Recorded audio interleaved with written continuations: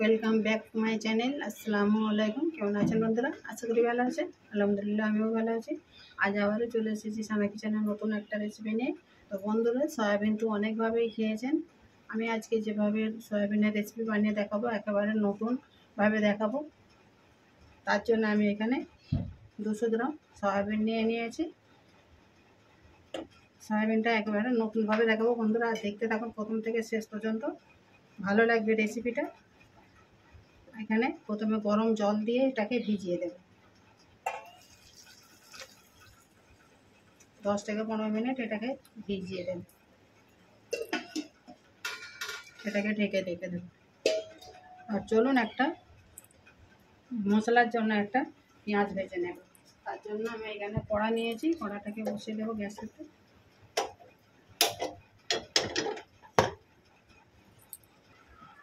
রেসিপিটা বানানোর জন্য একটা পেস্ট বানাবার জন্য এখানে পেঁয়াজ ভেজে নেব। দুটো মাঝারি সাইজের পেঁয়াজ নিয়েছি, ভেজে নেব।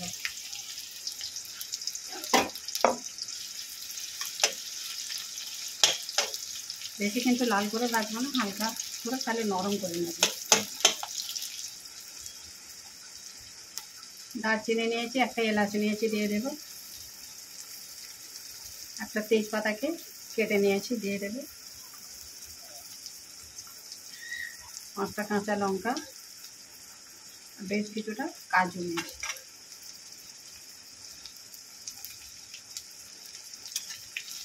আর সঙ্গে একটু ভেজে নেব।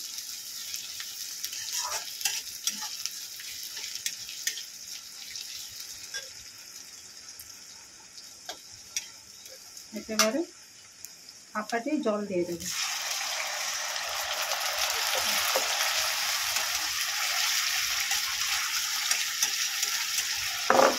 জল দিয়ে দেবে, ঢেকে সেদ্ধ করে নেব। আর এদিকে দেখুন সয়াবিনটা কিন্তু সেদ্ধ হয়ে গেছে, মানে ফুলে গেছে অনেকটাই, জল টেনে নিয়েছে। জল থেকে নিংড়ে তুলে নেবে এগুলো।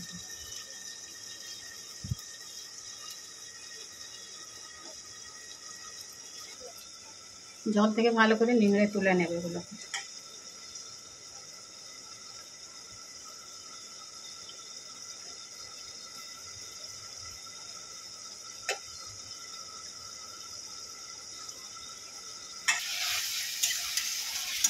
যখন সেদ্ধ হয়ে গেছে, জল একেবারে শুকনো হয়ে গেছে, এবার এগুলো তুলে নেবে।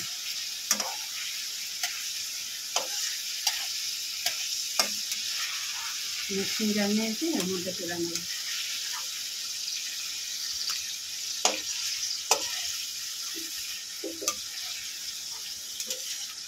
ঠান্ডা করে এটাকে পেস্ট বানিয়ে নেবে। দেখুন বন্ধুরা, সেই তেলের মধ্যে আমি একটু সর্ষের তেল দিয়ে দিয়েছি। আমি রান্নাটা সর্ষের তেলেই বানাবো। এবারে সয়াবিনটা ভেজে নেব।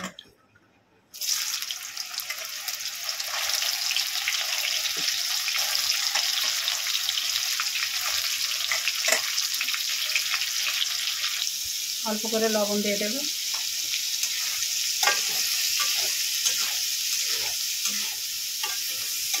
লাল লাল করে ভেজে নেব সয়াবিনটা।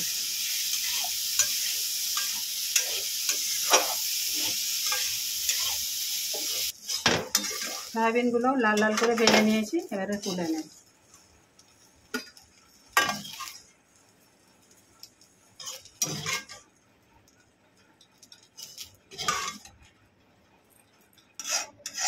আবারও কড়াই তেল দিয়ে দিয়েছি।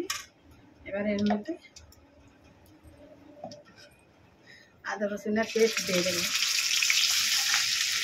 আর বন্ধুরা দেখুন, এখানে কাজু, পেঁয়াজ, কাঁচা লঙ্কা, দারচিনি, এলাচ আর তেজপাতা পেস্ট করে নিয়ে চলে এসেছি। আর এদিকে আদা রসুনের পেস্টটা ভালো করে একটু ভেজে নিয়েছি। এবারে পেস্টটা দিয়ে দেবো।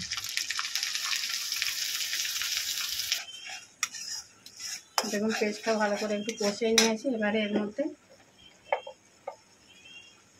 জিরে গুঁড়ো দিয়ে দেবো, আর একটু লবণ দিয়ে দেবো। বাকি আর কোনো রকম মশলা আমি এখানে কিন্তু ব্যবহার করব না।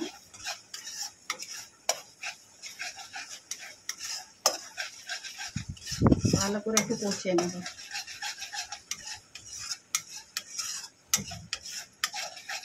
খুবই টেস্টি কিন্তু একটা সয়াবিনের রেসিপি।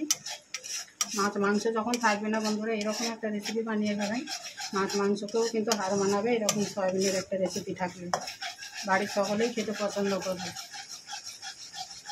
রুটি পরোটা ভাত সবের সঙ্গেই কিন্তু চলবে। মশলাটা ভালো করে কষিয়ে নিয়েছি, এবার এতে আমি সয়াবিনটা দিয়ে দেবো।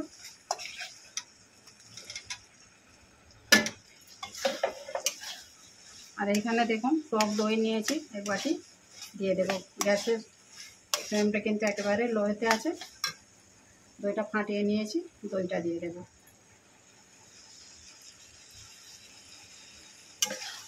ভালো করে কষিয়ে নেব।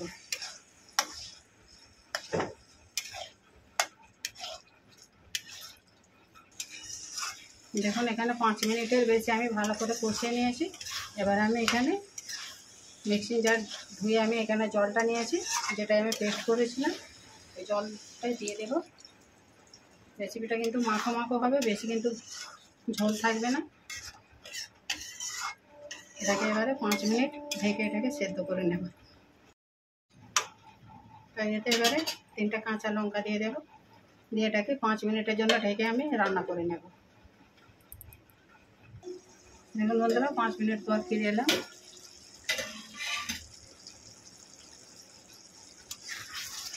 দেখুন একেবারে গায়ে গায়ে হয়ে গেছে, মাখো মাখো। এবারে রেসিপিটা একেবারেই কমপ্লিট হয়ে গেছে। কিন্তু আমি এখানে কসুরি মেথি নিয়েছি, দিয়ে দেবো। আপনাদের কাছে যদি কসুরি মেথি থাকে দেবেন, নাহলে ধনে পাতাও ব্যবহার করতে পারেন। তো একেবারে কমপ্লিট হয়ে গেছে আমার এই সয়াবিনের রেসিপিটা। কেমন হয়েছে বন্ধুরা কমেন্ট করে জানাবেন, লাইক শেয়ার করে দেবেন। আর নতুন বন্ধুদের চ্যানেলটাকে সাবস্ক্রাইব করে পাশে থাকবেন, যাতে আমার নিত্য নতুন ভিডিও আপলোড করলে আগেই নোটিফিকেশান পৌঁছে যায়। ভালো থাকবেন, সুস্থ থাকবেন। আবারও আছে সোনা কিচেনের নতুন একটা রেসিপি নিয়ে। আল্লাহ হাফেজ। আর বন্ধুরা অবশ্যই এবার বানাবেন, ভাত রুটি পরোটা ফ্রাইড রাইস সবের সঙ্গেই কিন্তু ভালো লাগবে। মাছ মাংস না থাকলে এরকম একটা সয়াবিনের রেসিপি বানিয়ে অবশ্যই বাড়িতে খেতে পারেন। ছোটো থেকে বড়ো সকলেই কিন্তু চেটে পুটে খাবে।